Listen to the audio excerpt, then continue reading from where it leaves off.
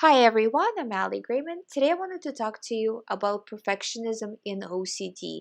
No matter what kind of OCD you have, there's always this 99% is not good enough. It has to be 100% perfect kind of aspect to it. And this is very damaging, as you already know. It will cause more OCD because nothing in life is exactly perfect, or very few things are, if any, I would say. And maybe just the mathematics, even then, because, things just are how they are. This can strike people in terms of religious OCD. How do I feel about God? Relationship OCD. How do I feel about my partner?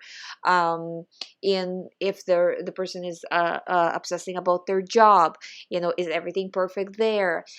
If a person is obsessing about harm, I can never have a thought about harming somebody ever in my life. And this is not actually talked about, but when they've done studies, 50,000 thoughts a day is probably more for people, well, for sure more for people with OCD.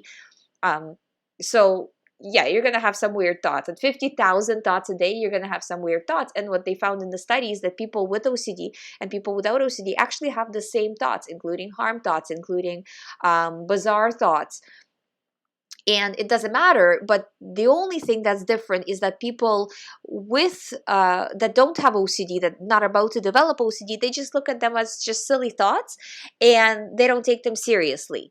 But people with OCD look at them as, what does that mean about me? Or people who are about to develop OCD, what does that mean about me? I'm a bad person because I'm having this thought. And that's what makes the thought continue. So try to not seek perfection. Try to just let things go as they go. Things are going imperfectly, or things are just kind of maybe happening not as fast as you want them to happen, or the recovery is going, but it could be going better. Is it going at all? Are you doing the best you can do with the situation that you are given? Because the reason a lot of the times things go imperfectly in life is because people are busy. People have a lot of different things, a lot of priorities, right? And everything feels like a priority, and it's hard to focus. So you have to see, am I doing good? Am I doing the best that I can in the circumstances that I'm in right now? And if you are, that has to be good enough, because the more you obsess, the more you analyze, the worse you become in that theme, right? Because you start to overanalyze, right? So it's okay if you're keeping track of your, for example, in case of OCD recovery, right? You're keeping track of your recovery, but you're not overly obsessing about the process of recovery.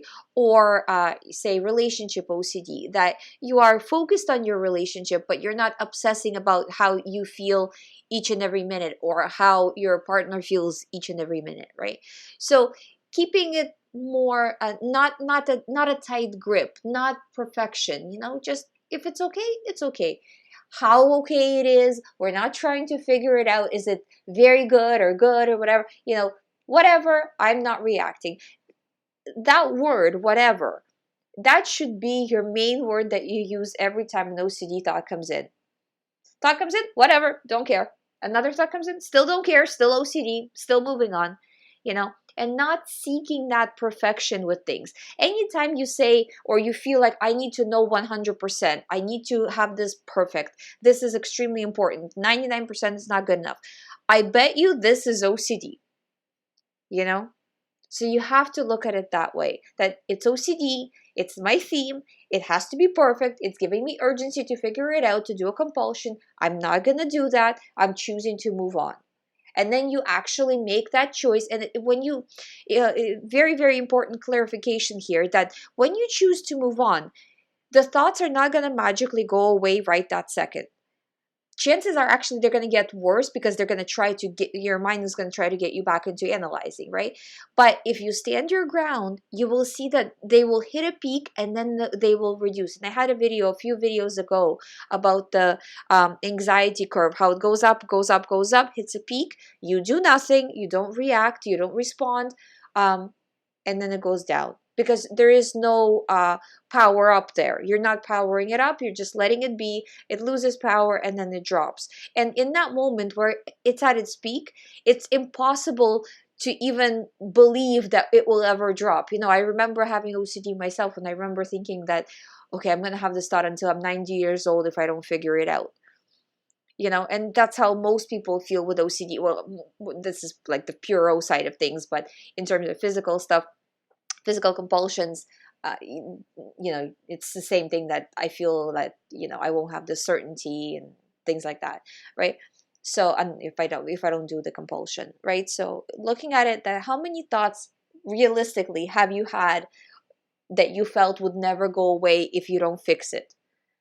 And this is not going to be the last thought either, and you don't need to do it, and you have to stand your ground and refuse, and you will see that the anxiety will drop. You will not feel this way until you're 90 years old. I promise you that. So making that choice, pushing forward, allowing life to not be perfect in every single aspect. I hope you find my videos helpful. If you haven't subscribed to this channel, please subscribe. I do daily videos on all things OCD. If you would like to do the recovery program, as always, all the information is on youhaveocd.com. You can sign up from there. Thank you so much for watching. I'll see you tomorrow.